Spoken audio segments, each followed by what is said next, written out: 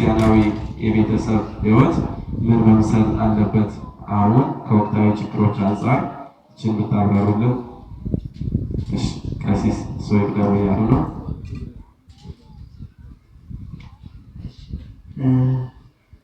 እግዚአብሔር ያክብርልኝ። እንዴት ቆያችሁ? ጥያቄው ሁለት ነው። አንደኛው ችግሩን እንዴት እንለፈው ነው።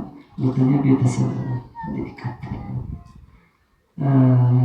እንደ ሀገር እንደ ዓለም ነው እንደ ሀገር አቅርበን እያወራን ነው እንጂ እንደ ዓለም ክርስትና ሁሌ ከየአቅጣጫው ድንጋይ ይቆረቆርበታል፣ ጦር ይቆረቆርበታል።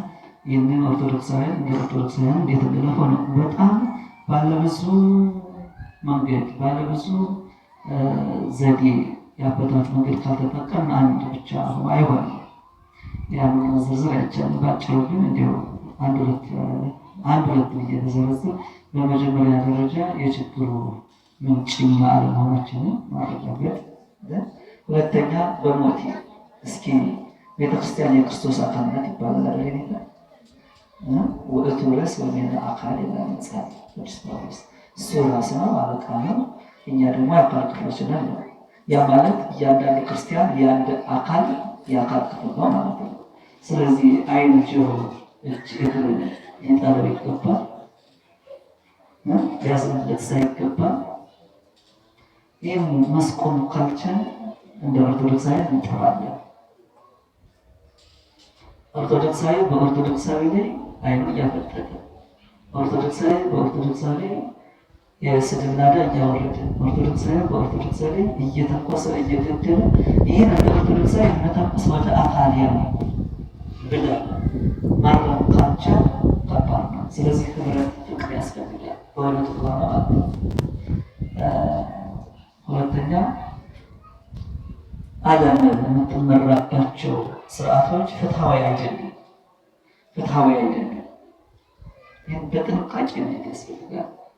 እያንዳንዱ የዓለም ክፍል የሚሰራው ፖሊሲ የሚያወጣው ከአንድ ሀገር ጋር አብሮ ሊኖር ሊቀጥል የሚፈልግበት መንገድ ከራሱ ጥቅም አንጻር ነው። ስለዚህ አዝኖ የሚረዳን እንደሌለ ማወቅ አለብን። የእርዳታ ድርጅቶች እንኳን ለሚረዳው ሀገር እንደሚያዋጡ ታስቦበት ነው የሚመጡት። ስለዚህ በዚህ ምንድን ነው የሚባለው ሪትን መንቀሳቀስ መቻል አለብን ማለት ነው። ኦርቶዶክሳውያን እንደ ኦርቶዶክሳውያን ክበባችንን ጥብቅ አድርገን ይዘን ተወዳዳሪ መሆን ይጠበቅብናል። እውነት ነው የምላቸው። ብዙ ነገሮቻችንን የምናጠው በቅርብ ነው ካልተጠነቀቅን በስተቀር ማለት። ስለዚህ ዓለም የምትመራባቸው ሊቀደስ በሚችልበት መንገድ መቀደስ፣ መርህ መውጣት፣ ለዚያ መርህ ማስፈጸሚያ መንገድ መፍጠር፣ ለዚያ ለተወጣው መርህና ለማስፈጸሚያ መንገድ ደግሞ ፈጻሚ ትውልድ መፍጠር። ያ ፈጻሚ ትውልድ ደግሞ ስርዓት እንዲኖረው የሚኖርበት ስርዓት መፍጠር ካልቻለ ከባድ ነው። ይህ ሀሳብ ሩቅ እንደሆነ እረዳለሁ። እንግዲህ ሌላ ጊዜ ከመጣ ተመጥተዋለን። በአጭሩ ግን ኦርቶዶክሳውያን እንደ ኦርቶዶክሳውያን አንድ ሆነ በየትኛው መስሪያ ቤት ነው፣ በየትኛው የስራ ደረጃ ነው፣ በየትኛው የሀገሪቱ ክፍል ብንሆን ኦርቶዶክሳዊነትን አስቀድመን አንድ እግዚአብሔር ነው አባታችን፣ አንዲት መንግስተ ሰማያትን የምንወርሰው አንድ ዓላማ ግን የተለያየ ድርሻ እንዳለን አውቀን እግር ሲሄድ ሚዛን የሚጠብቅ አእምሮ ነው። እጅ ሲንቀሳቀስ የሚያዝ አእምሮ ነው። ሁሉም ግን አንድ አካል ሕያው ሆኖ እንዲኖር ነው። ኦርቶዶክሳዊነት እንዲቀጥሉ ካስፈለገ ባለብዙ መልክ መፍትሄ ያስፈልገናል። እንዲህ ይመሻል እንጂ አንድ ሁለቱ ካልባለብላችሁ ደስ ይለኝ ነበር፣ ግን ይመሻል። በእውነቱ ከሆነ ብዙ ነገሮችን እንዴት እየተበረዘ እንዳለ እንዴት ተጽፎ እንደተቀመጠ አንድ ሁለት ብቻ መንገር ብችል በቅርቡ ካለ ልጅላችሁ በተደጋጋሚ ማውራት የምፈልገው ነገር ነው። ይሄ ዝም እየቃና ነገራቸው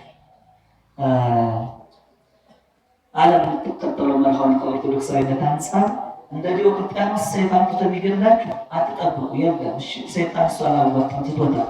የሰማያት ደም ዘር ስለሆነ አንድ ሰማያት ሲሞት ብዙ ሰማያት ስለሚገኝ እሱን ትቶታል።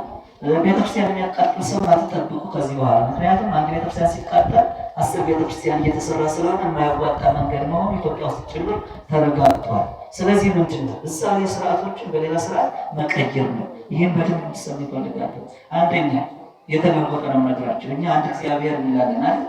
ይሄ አንድ መንግስት፣ አንድ ፍልስፍና፣ አንድ ኢኮኖሚ በሚል እንዲለወጥ እየተሰራ ነው። ድብቅ ነገር እየነገርኳቸው እንደሆነ ትረዱኛላችሁ። ሁለተኛው ተፈጥሯዊ መራቡ በሰው ሰራሽ መራቡ ተለውጦ እንዲሰራ እየተሰራ ነው።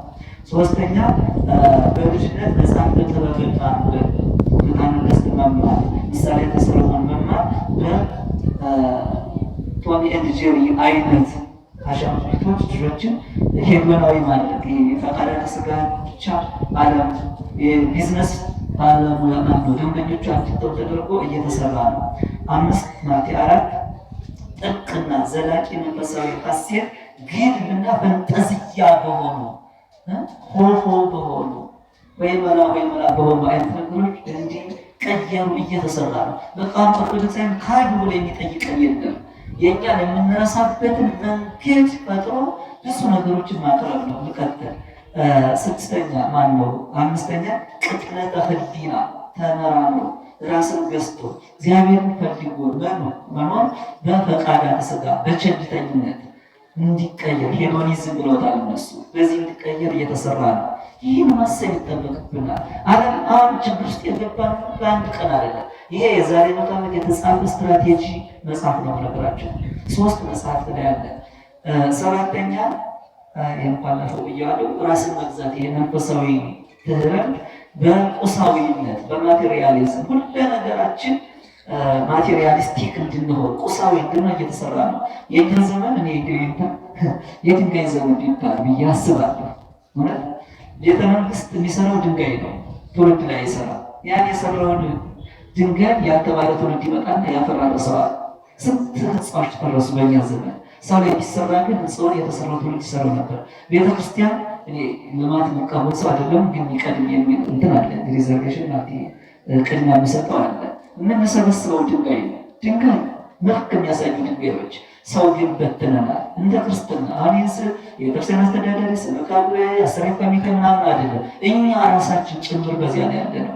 እናት አባት ልጅ አይንከባከብም፣ ድንጋይ ይሰራል፣ ቤት ይሰራል። ያልተማረ ልጁ ያልተሰራበት ልጁ ቤቱን ሽጦ ይካፈላል፣ አይኖርበትም። እንዲህ በጣም አስቸጋሪ ነው እና ኦርቶዶክሳዊ ማያ በማቴሪያሊዝም እንዲቀየር መደረጉ ጥልቅ ጥበብ በጣም ጥልቅ አሳሳቢ አመራማሪ የሆኑ ጥበባት ደግሞ በቃ ግን በሆኑ አይባል እንጂ የሚባል ከሆነ ከጾታዊ ጉዳይ ፍቶት ጋር በተያያዙ ድርሰቶች እንዲቀየር ተደርጎ እየተሰራ ነው። እውነት የመረግራቸው 10ኛ ስርዓተ አምልኮ በእንግሊዝኛ አነጋገር ሶሊዳሪቲ ይባላል። ተሰባስቦ መለያየት። ጥምቀት እዚህ ላይ አደጋ እንደገባ ይሄ እኔ እይታ ነው። ሶሊዳሪቲ ማለት ሰብሰብ ብሎ መግለጫ ተሰጣቶ መለያየት ማለት ነው። ጥምቀት ማለት ለእኛ ለኦርቶዶክሳውያን በኢትዮጵያ ደረጃ ስርዓት አምልኮቻችንን እናሳይበት ነው። ሌሊት ስርዓት አምልኮቻችን ስንሰራ እንላለን አይደል? ያን የሚያይልን የለም። ጥምቀት ባህሩ ላይ ነው እንትን እናሳየው፣ ስርዓት እናሳየው። በዚያ ሰዓት 2 ሰዓት ቆመናል ዘንድሮ 2 ሰዓት ከምናምን። ከዛ ውስጥ ግን ቃለ እግዚአብሔር የተነገረው ዶግማ የተነገረው 40 ደቂቃ በላይ አይሆንም። ሌላ ፖለቲካዊ መግለጫዎች ናቸው የሰጡት። ሶሊዳሪቲ እየተካለ እንደሆነ ማወቅ አለባቸው። ዓለም አዝማሪ እናታለን የኛ ባለስልጣናት ያውቁት አላውቅም። እንደ ዓለም ግን ይሄ በስልክ ተቀይሶ ስርዓተ አምልኮዎች በቃ ተሰራሱ በመለየት እየተተኩ እንደሆነ የሁሉ ማወቅ እንዳለብን ይሰማኛል። አጭቆ ለመውጣትና ሌላ የሚያቀርስኪ ስርዓተ ቀኖና በመንግስት ስርዓትና ደንብ እየተቀየሩ ነው። አንድ አምላክ፣ አንድ ጌታ፣ አንድ ጥምቀት፣ አንድ ሃይማኖት ይላል አይደል መጽሐፍ። ይሄ ጥቅስ ይዞ ኢትዮጵያ ውስጥ በከተሞቻችን ይህን ጥቅስ ለብሶ መውጣት እንደማይፈቀድ ታውቃላችሁ። ለምን? ብዝሃነት አያከብርም። ይሄ ጥቅስ ስርዓት ነው፣ ደንብ ነው። ኢትዮጵያ ውስጥ ተተግብሯል እና ያልሆነ ነገር እያወራችሁ እንደሆነ ትረዱኛላችሁ እያስባለሁ። ኦርቶዶክሳዊነት ላይ የመገለጥ እውቀት ደግሞ በሌላ ስንቱን ነገራቸው ላለድክማቸው በአጭሩ ግን ዓለም እንዴት እየሄደች እንዳለ 30 ይመስላል ይሄ ነገራቸው። ዝማሬ በሙዚቃ ተተክቷል። ይህ ቤተሰባዊ ትስስር በወንደኛና በሴተኛ አዳሪነት። ምክንያቱም ቤተሰብ ያሳደገው ልጅ የሰጡትን ዝም ብሎ አይበላም። ስርዓት አለዋ። እናቱ አባቱ ባርከው ሲበላ ይቷል።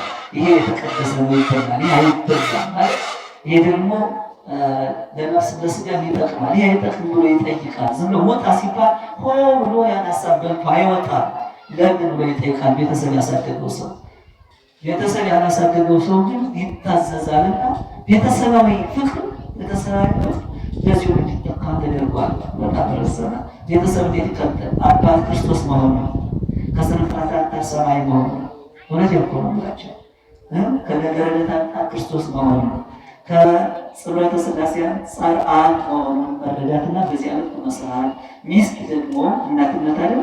ከስነ ፍጥረት አንጻር መሬትነት ነው። አብቅሎ ማሳደግ፣ ለፍሬ ማብቃት። ከነገረ ድህነት አንጻር ቤተክርስቲያን የተሰጣትን ባደራ ተንከባክባ ለአባት ለሙሽራ ማስረከብ። ከጽሎተ ሥላሴ አንጻር ደግሞ መንፈስ ቅዱስ ሕያው በማሕየው ያለ ፈቃዱ አንድ ቢሆን የተሰራ ድርሻ አለ አይደል? መሆኑን ተረድቶ በዚህ ልክ ነው ያለው። ኦርቶዶክሳዊነት ትዳርን በዚህ ልክ ነው ያለው። ሌላ ጥያቄ ነው። በዚህ ልክ ካላየነው ግን ያው ማፍራረሱ ይቀጥላል ማለት ነው።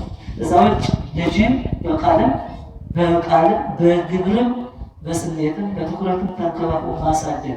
አሁን እነዚህ የሚተነትናቸው ሌሊቱ ይነጋል፣ ግን በሞቴ ይሁንባችሁ ማሳዝናችሁ ከሆነ ስሞት ማለት ነው። እባካችሁ ማታ ማታ በቤተሰብ መካከል ጣልቃ የሚገቡ አካላትን ከልክሉ። እውነት እኮ ነው የምላችሁ።